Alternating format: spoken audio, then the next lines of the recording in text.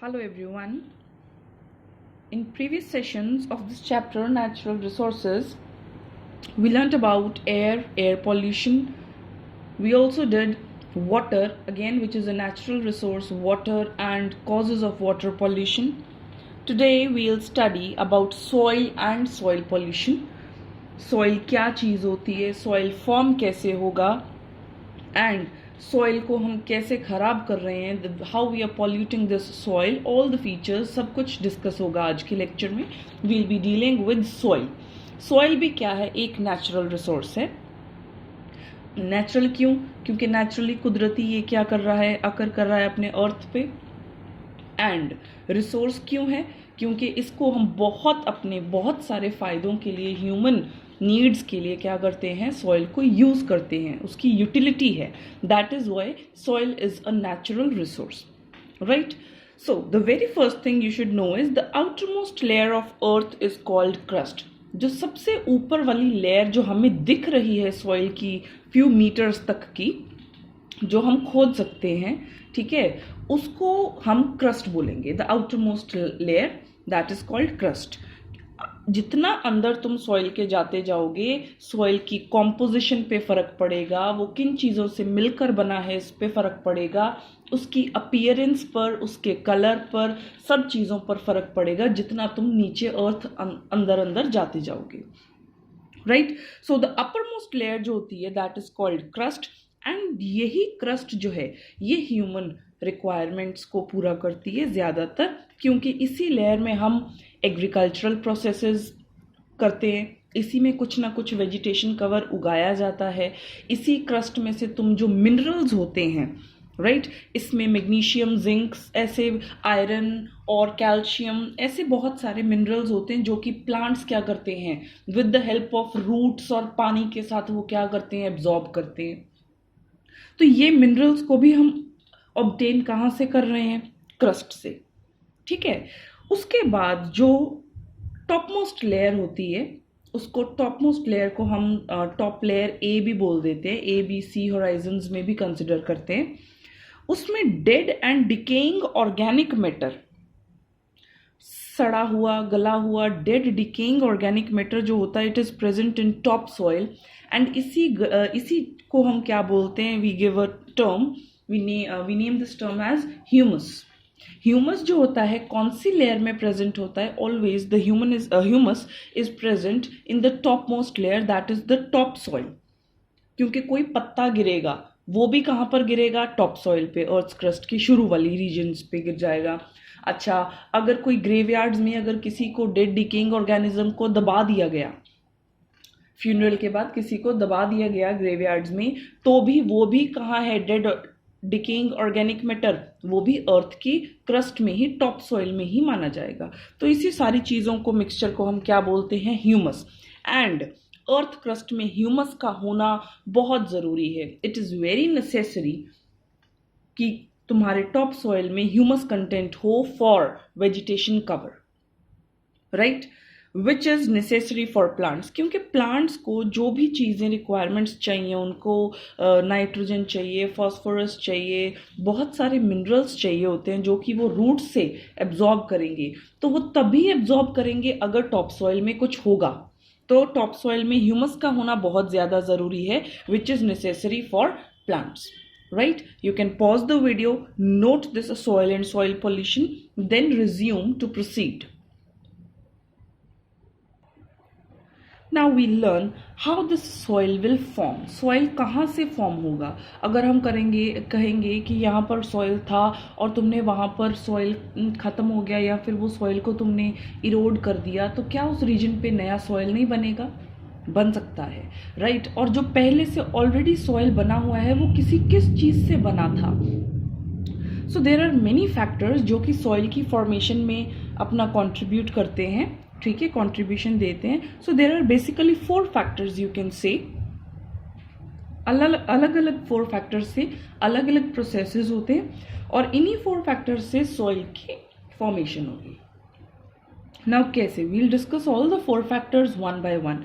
पहला फैक्टर जो है तुम्हारा सन, राइट. सन से कैसे होगा, heating by sun it will result in continuous contraction and relaxation. दिन में जब सन की वजह से गर्मी होगी तो relaxation, contraction and relaxation of rocks जो हैं, पत्थर जो हैं, गर्मी और सर्दी की वजह से कॉन्ट्रैक्ट और रिलैक्स करते रहते. कॉन्ट्रैक्ट मतलब सिकुड़ जाना एंड रिलैक्स मतलब फैल जाना या फिर एक्सपैंड कर जाना. समर्स और विंटर्स में भी क्या करते हैं, ये रॉक्स जो होते हैं कॉन्ट्रैक्शन एंड रिलैक्सेशन शो करते हैं.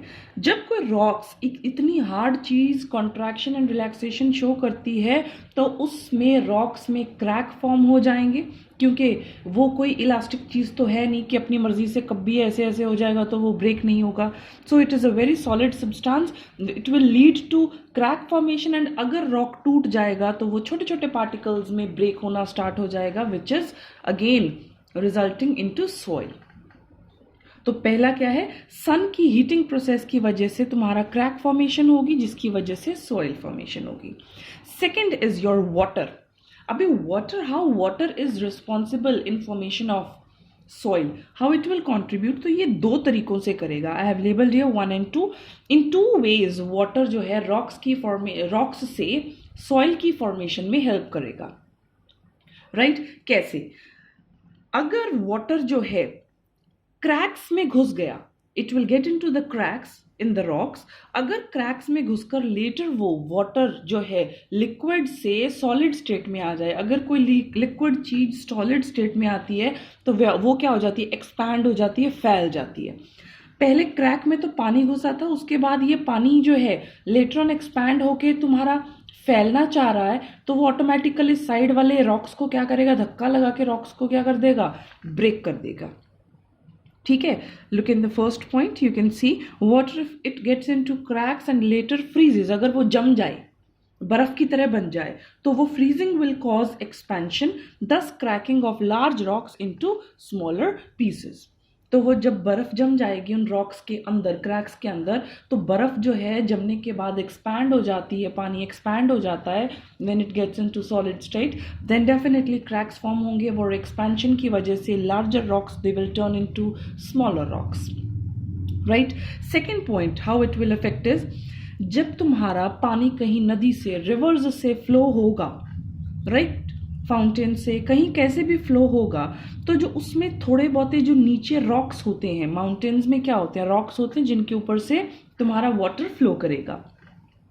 तो वो पानी जब ऊपर से नीचे आता है स्लांट पे, तो वो अपने साथ बहुत सारे जो छोटे छोटे रॉक्स होते हैं उनको अपने साथ क्या है, लेके आता है. पानी अपने साथ बहुत सारे रॉक्स को भी क्या करता है, लेके जाता है. जब रॉक्स ऊपर से नीचे गिरते हैं पानी की हेल्प से, तो वो खुद में उनमें क्या होती है, उनमें खुद में रबिंग होती है. जब एक रॉक पड़ा था, इसके ऊपर में से कोई और दूसरा रॉक जाएगा तो इसको क्या करके जाएगा, ये रबिंग प्रोसेस हो जाएगा, इसके साथ घसीट कर चला गया. तो घसीटने के टाइम पे ये रॉक क्या हो सकता है, थोड़ा बहुत यहाँ से रिमूव हो सकता है पार्टिकल्स की फॉर्म में. And whenever two rocks will rub, definitely उनका साइज कम होता जाएगा. क्यों? क्योंकि रबिंग के प्रोसेस से कुछ ना कुछ रॉक जो है वो सॉइल में छोटे पार्टिकल्स में ब्रेक हो जाएंगे. Right? Now look at the second point. When water flows it carries rocks that rub each other. अगर रबिंग प्रोसेस होगा they will wear down. Wear का मतलब क्या होता है, टूट जाना. उनका रॉक्स जो हैं वो टूट जाएंगे and they will form small tiny particles. So this is your second point, water, the second factor responsible in formation of soil. दो तरीकों से. Right? Now look at the third वाला जो है तुम्हारा वाटर के बिल्कुल सेकेंड वाले पॉइंट की तरह, विंड से भी क्या होता है, smaller particles here and there ये मूव करेंगे. अगर ये यहाँ वहाँ मूव करेंगे, एक दूसरे पर रबिंग प्रोसेस होगा, तो डेफिनेटली क्या होगा, it will lead to the formation of soil. When the strong winds will blow, they will erode the rock. And definitely winds में भी क्या होता है, फोर्स होता है. अगर ये एक रॉक है, अगर यहाँ पर बहुत तेज हवा चलेगी, हवा में भी एक प्रेशर होता है, फोर्स होता है, तो इस रॉक को जब वो टच करके निकलेगी तो हो सकता है इसके ऊपर में से कुछ ना कुछ पार्टिकल्स हवा अपने साथ ले जाए. तो क्या हुआ, रॉक को थोड़े पार्टिकल्स उसमें से ऊपर से उखड़ कर चले गए, तो they will result in the formation of soil. Right? I read this. When the strong winds will blow they will erode the rocks to form soil. It will also carry soil from one place to another. हवा की ये तो बहुत normal सा है कि like हम बोल देते हैं कि अंधेरी आ रही है, तो उसमें क्या होता है, सॉइल जो है एक जगह से दूसरी जगह पे जाकर डिपॉजिट होता है, right. The winds are responsible for deposition of these kinds of soil, right. Fourth वाला पॉइंट जो है that is living organisms. Some organisms जो होते हैं, फंगाई एक्सेट्रा जो हैं, ये सारे तुम्हारे रॉक के सरफेस पर जो होते हैं ग्रो करते हैं. जैसे हमने ग्रीन कलर की बहुत ज़्यादा कई बार देखी होती है. ग्रीन कलर का मटेरियल जो है, तुम बोलते हो कि यहाँ पर पानी जो था वो खड़ा हुआ था, स्टैग्नेंट वाटर की वजह से इस रॉक पर, इस दीवार पर ग्रीन कलर की एक लेयर सी फॉर्म हो गई है, राइट. वो जो फंगाई एटसेट्रा का, एल्गी एटसेट्रा का डिपोजिशन होता है, तो ये क्या है, ये ऑर्गेनिजम्स होते हैं, माइक्रो ऑर्गेनिजम्स. ऐसे ऑर्गेनिजम्स जो कई रॉक्स पर रहते हैं, तो उन रॉक्स पे वो क्या करते हैं, कोई ना कोई केमिकल सब्सटेंस, क्योंकि लिविंग ऑर्गेनिज्म कोई ना कोई तो एक्सक्रीशन भी करता ही होगा, तो वो लिविंग ऑर्गेनिजम्स क्या करते हैं, कोई ना कोई केमिकल सब्सटेंस जब रिलीज कर देते हैं, तो कई बार केमिकल सब्सटेंस जो है रॉक पर ऐसा असर करती है कि वो क्या हो जाता है, ब्रेक कर जाता है. अगर स्ट्रॉन्ग सब्सटेंस, कोई केमिकल बड़ा तेज हो जो वो रॉक सह नहीं पाएगा, तो उसके ऊपर तुम वो गिरा दोगे, तो डेफिनेटली क्या हो जाएगा, rock will break into smaller particles, उसमें क्रैक्स फॉर्म हो जाएंगे, right. So when some organisms, when lichens grow on the rocks, they secrete substances that cause the rock surface to powder down and form soil. Definitely the plants like moss, they grow on rocks, results in cracks of rocks. तो बहुत सारी ऐसी तुमने पुराने monuments, खंडरों में देखा हो, तो दीवारों में से पौधे निकल रहे होते हैं वहाँ पे. तो वो होता क्या है, बहुत सारे ऐसे ऑर्गेनिजम्स हैं जो रॉक्स के बीच क्रैक्स जो होते हैं वहाँ पर भी ग्रो कर जाते हैं according to the environmental conditions, right. So you can pause the video, note down all these 4 points, they're very important. You can get a 4-mark question, you can get a 2-mark question from this part. They can ask you particularly for sun, they can ask you particularly for wind or living organism, या फिर they can ask you in a collaborated manner that list any 4 factors which are responsible for the formation of soil. So then you'll have to name all the 4 factors. You can pause the video, note down this first, then we'll proceed. Now next what we will discuss is that soil में आखिरकार होता क्या क्या है. हमें देखने में soil लग रहा है, तो उसमें composition actually बहुत ज़्यादा होती है. They can ask you what does soil contain or the components of soil. So different components of soil क्या होंगे. पहली बात, soil बना किन चीज़ से था, रॉक से बना था, तो डेफिनेटली एक पॉइंट तो यही हो गया कि स्मॉल पार्टिकल्स ऑफ रॉक हमें सॉइल में मिलते हैं. पत्थर मिलेंगे, कंकर मिलेंगे, सारे मिलेंगे तुम्हें सॉइल में. सेकेंड पॉइंट जो है वो क्या है, ह्यूमस. ह्यूमस हमने अभी पीछे डिस्कस किया था, dead and decaying organic matter. अभी सॉइल में कोई पत्ते हैं, कोई एनिमल मर गया है, वहाँ पर कोई भी तुम्हारे फ्रूट्स हैं, कोई वेजिटेबल्स हैं, वो सॉइल में गिर गए हैं, तो वो सारे क्या हैं, ऑर्गेनिक मैटर हैं. तो ऐसा ऑर्गेनिक मैटर कंटेंट जो है सॉइल में प्रेजेंट होगा, और उसको हम क्या बोलते हैं, ह्यूमस बोलेंगे. Third point is micro organism. Micro organisms दिखते नहीं हैं, सम ऑर्गेनिजम्स तुम्हें दिख भी जाते हैं सॉइल में प्रेजेंट. फॉर एग्जाम्पल तुम देखोगे अर्थवॉर्म्स जो होते हैं, डायरेक्टली वो तो तुम्हारे सरफेस पे भी कई बार दिख जाते हैं, and earthworms they are visible, ठीक है. और बहुत सारे ऐसे ऑर्गेनिजम्स होते हैं जो कि तुम्हें सॉइल में मिल जाएंगे. सेकेंडली कुछ ऐसे भी होते हैं जो बहुत ज़्यादा स्मॉल होते हैं in size, and they are hardly seen with this, you can say you can not see them with naked eye, specially the micro organisms. जहाँ पर अर्थवॉर्म्स भी नहीं होते, तुमने देखा होगा कि ग्रेव यार्ड्स में, फॉर बहुत ईजी सी एग्जाम्पल है इसकी, तो ग्रेव यार्ड्स में पूरे के पूरे आदमी को तुम नीचे दबाते हो, बट कुछ टाइम बाद, अगर कुछ मंथ्स बाद तुम वहाँ पर उसी जगह पर जाकर देखना चाहो, तो तुम्हें वहाँ पे उस बंदे की डेड बॉडी की तुम्हें जो है स्किन वाली बॉडी नहीं मिलेगी, तुम्हें सिर्फ वहाँ पर उसका स्केलेटन मिलेगा, सिर्फ हड्डियां रह जाएंगी, स्केलेटन मिलेगा, और बाकी सारा जो मटेरियल था वो डिग्रेड होना स्टार्ट हो जाता है. उनको डिग्रेड करता कौन है, उनको डिग्रेड करते हैं माइक्रो ऑर्गेनिजम्स जो कि सॉइल में वहां पर ऑलरेडी प्रेजेंट थे, right. So you can pause the video, note down all these 3 points, and according to the question You can elaborate these 3 points according to the requirement. They are just telling you the simple 3 points which are basically components of soil. Elaborate length के accordingly, marks के accordingly, you can elaborate it. Okay, pause the video, note this down first, then resume. So next is what is basically topsoil and soil erosion. Topsoil तो we know the topmost layer of the soil जिसमें humus होगा, living organisms होंगे, उस layer को हम क्या बोलेंगे? topsoil बोलेंगे, सबसे top वाली जो layer होती है हमारी. Then what is erosion? Soil erosion. Erosion जो है एक normal English word है. Erosion का मतलब होता है जब upper layer जो है किसी चीज़ की remove हो जाती है, तो उसके लिए हम word use करते हैं erosion. राइट. सो सॉइल इरोजन का मतलब क्या होगा? अगर सॉइल की ऊपर वाली लेयर, सॉइल कहीं किसी चीज की वजह से ऊपर से उतर कर कहीं और चला गया, तो वहां से हम क्या बोलेंगे? यहां से सॉइल इरोड हो गया. अभी वो इरोजन बहुत सारे फैक्टर से हो सकती है. Normally you can C wind की वजह से सॉइल इरोड हो रहा है. जहां पर रेगिस्तान है वहां पर अगर विंड्स फ्लो होंगी तो डेफिनेटली तुम्हारी टॉप लेयर जो है सॉइल की वो एक जगह से रिमूव हो रही है, तो सॉइल इरोजन हो गया.